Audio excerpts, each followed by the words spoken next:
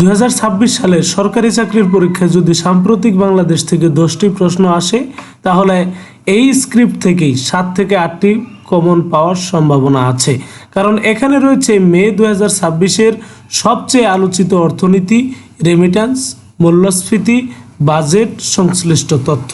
চলুন শুরু করা যাক আজকের ভিডিওটি।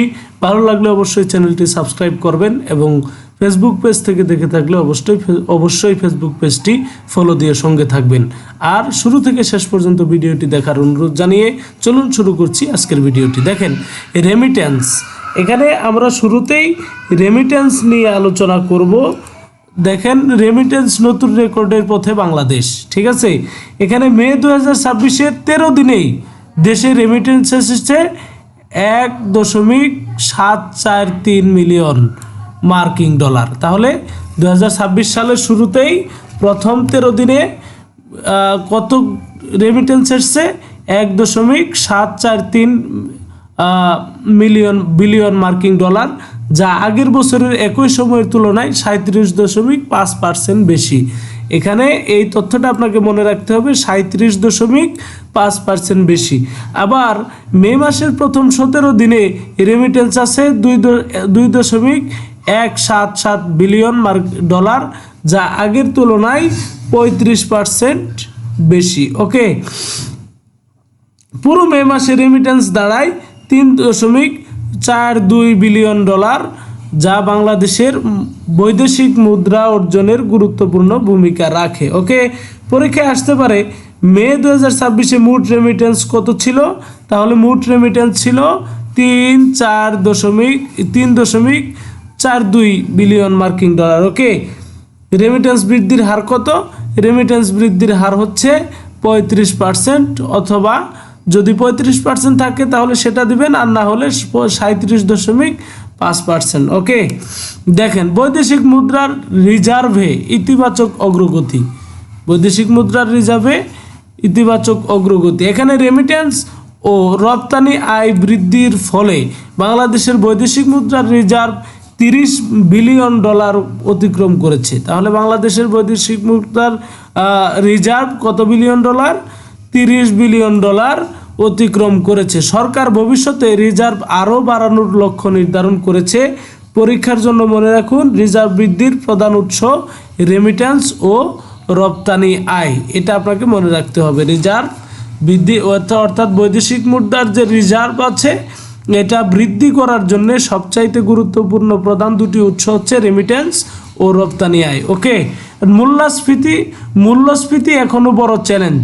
বাংলাদেশ পরিসংখ্যান ব্যুরোর তথ্য অনুযায়ী মে 2026-এ গ্রামীণ মূল্যস্ফীতি 9.48%, আর শহরের মূল্যস্ফীতি 9.25%। এমসিকিউটিভ, মে 2026-এ গ্রামীণ মূল্যস্ফীতি শহরের তুলনায় বেশি ছিল। এটা আপনাকে মনে রাখতে হবে। মে 2026-এ গ্রামীণ মূল্যস্ফীতি শহরের তুলনায় বেশি ছিল। ওকে, IMF এর পূর্বাভাস দেখেন, ইন্টারন্যাশনাল মানি ফান্ড, ঠিক আছে, এটা একটা পূর্বাভাস দিয়েছে যে আন্তর্জাতিক মুদ্রা তহবিল IMF 2026 সালে বাংলাদেশের সম্ভাব্য জিডিপি বৃদ্ধি 4.7%। ওকে, সম্ভাব্য জিডিপি প্রবৃদ্ধি কত? 4.7%। সম্ভাব্য মূল্যস্ফীতি 9.2% বলে পূর্বাভাস দিয়েছে। পরীক্ষার প্রায়ই আসে IMF এর সর্বশেষ পূর্বাভাস অনুযায়ী বাংলাদেশের জিডিপি প্রবৃদ্ধির হার কত? 4.7%। ওকে, দেখেন, 2026 থেকে 27 অর্থ বছরে জাতীয় বাজেট, এটা আপনার জন্য খুবই গুরুত্বপূর্ণ। এই স্লাইডটা আপনাকে অবশ্যই মনে রাখতে হবে, কারণ এই স্লাইডে যে তথ্যগুলো রয়েছে এটা আপনার পরীক্ষার জন্য খুবই গুরুত্বপূর্ণ। কেননা এটা 26-27 সালের জাতীয় বাজেট। ঠিক আছে, 11 জুন 2026 বাজেট উপস্থাপন করা হয়।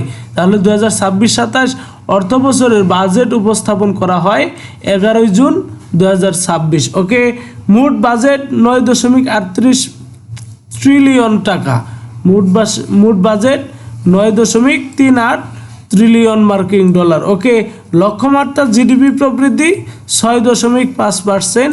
লক্ষ্যমাত্রা মূল্যস্ফীতি হচ্ছে 7.5%। ওকে, পরীক্ষার জন্য মনে রাখুন 2026-27 অর্থ বছরে বাংলাদেশের ইতিহাসের অন্যতম বৃহৎ বাজেট। ওকে, এটা আপনাকে মনে রাখতে হবে। দেখুন, চাকরির পরীক্ষায় সাম্প্রতিক বাংলাদেশের অংশে ভালো করতে চাইলে রেমিটেন্স, রিজার্ভ, মূল্যস্ফীতি, IMF এবং জাতীয় বাজেট, এই 5টি বিষয় অবশ্যই আয়ত্তে রাখতে হবে।